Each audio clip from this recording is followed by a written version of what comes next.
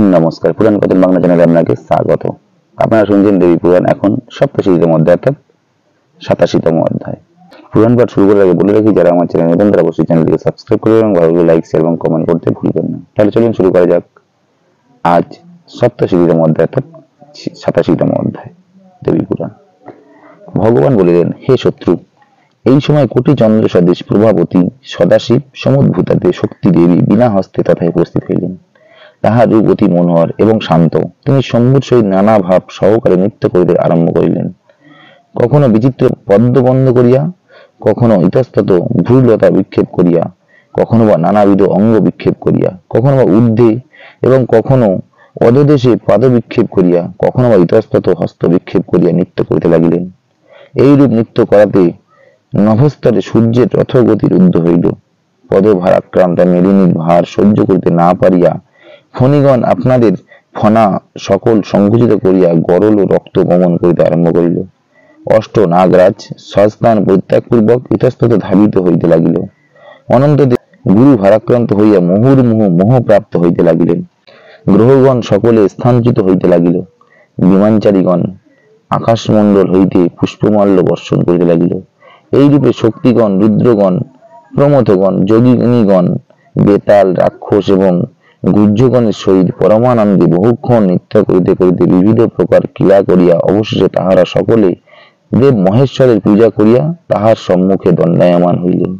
মহেশ্বর তুষ্ট হইয়া শক্তিগণের যথোচিত সম্মানাদি করিয়া বলিলেন, হে দেবীগণ, তোমরা সকল লোকের মাতৃস্বরূপ। ব্রহ্মা অবধি মনুষ্যগণ পর্যন্ত সকলেই সকল কার্যে তোমাদের পূজা করিবে। তোমরা জগতের পালনার্থে নির্মিতা হইয়াছ। তোমাদের মধ্যে শ্রেষ্ঠা এই আদ্যাশক্তি জগতের কারণ। হে শত্রু, ইনি জগতের উৎপত্তি, স্থিতি এবং বিনাশের জন্য ব্রহ্মা, রুদ্র এবং আমাকেও সৃষ্টি করেন। সূর্য মরীচি যেরূপ পুণ্ডরিক সমূহের বিকাশ এবং সংকোচের স্বাভাবিক কারণ, সেইরূপ দেবী আদ্যাশক্তি সর্বকার্যের প্রবৃত্তি ও নিবৃত্তির কারণ। তাহার আদি নাই, মধ্য নাই এবং অন্ত নাই। তিনি বস্তুমাত্রেই বর্তমান আছেন। অনন্তর মহেশ্বর শক্তিগণকে বলিলেন যে, মর্তলোকে তোমাদের পূজা হইবে এবং তোমরা ভক্তগণের মনোবাঞ্ছা পূর্ণ করিবে।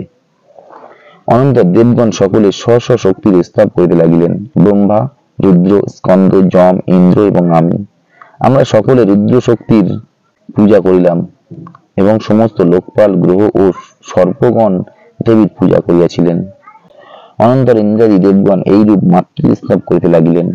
যাহার কর্ণে প্রচন্ড মণিকুণ্ডল, মুহুর্মুহু ভূভঙ্গে যাহার মুখমণ্ডল অতি ভীষণ, যিনি উগ্র স্বভাবা এবং বিকৃত বেশা, পরশু, বল্লকী, ডমরু, মুন্ড এবং খট্টাঙ্গ যাহার হস্তে বিরাজিত, যিনি বৃষবাহনা এবং ত্রিনয়না, সেই মহাভৈরবীর চরণে প্রণাম করি।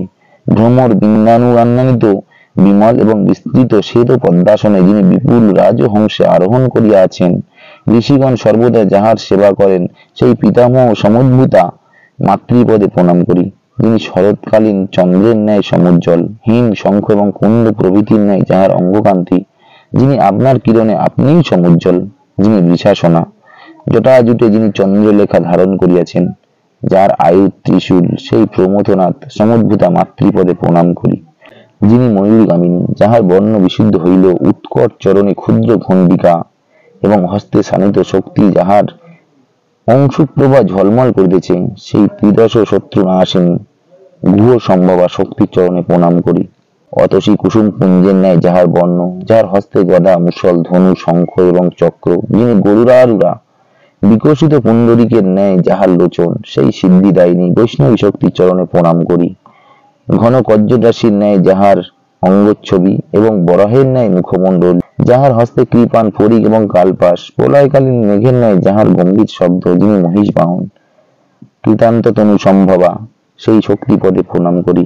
বিদ্যুৎ, উল্কা এবং বিশুদ্ধ স্বর্ণের ন্যায় যাহার অঙ্গকান্তি, যিনি বিবিধ ভূষণে ভূষিতা হইয়া করিন্দ্র পৃষ্ঠে আরোহণ আছেন, যাহার আয়ুধ বজ্র, সুরগণ যাহার পূজা করেন, যিনি ভক্তগণের প্রতি বরদায়িকা এবং বিপুল ভোগদায়িকা, সেই ইন্দ্র শক্তির চরণে প্রণাম করি। শত শত সূর্যের ন্যায় যাহার জ্যোতি, যিনি শুভ্র কপালমালা ধারণ করিয়াছেন, যিনি করাল বদনা, প্রলয় সূর্যের ন্যায় যাহার চক্ষু পিঙ্গল বর্ণ, যাহার তনুজ্যোতি মনোহর, রুধির, মাংস এবং মেদ যাহার অত্যন্ত প্রিয়, যিনি উগ্র আয়ুধ ধারণ করিয়াছেন, সেই উগ্র শক্তির পদে প্রণাম করি, যিনি চঞ্চল শ্রবণ যুগল দ্বারা ভ্রমর বাধা নিরাকরণ করিতেছেন, যাহার কপল দেশ খরিত মদগন্ধে 10 দিক আমোদিত হয়, যিনি গজেন্দ্র বদনা, যিনি সকল বিঘ্ন বিনাশ করেন, সেই গণনায়িকা শক্তির চরণে প্রণাম করি, যাহাদের অতুল বিক্রম সমস্ত লোকপালগণ যাহাদের অর্চনা করেন, যাহারা অসুরগণকে বিনষ্ট করেন, যাহারা ভক্তের দুঃখ ও পাপ বিনষ্ট করেন,